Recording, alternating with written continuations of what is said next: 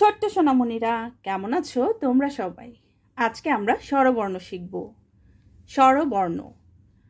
অ, অ, আ, আ, রস্বই, রস্বই, দীর্ঘই, দীর্ঘই, রস্বউ, রস্বউ, দীর্ঘউ, দীর্ঘউ, রি, রি, এ, এ, ওই, ওই, ও, ও, ও, ও।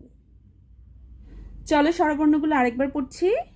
অ, আ, রস্বই, দীর্ঘই, রস্বউ, দীর্ঘউ, রি, এ, ওই,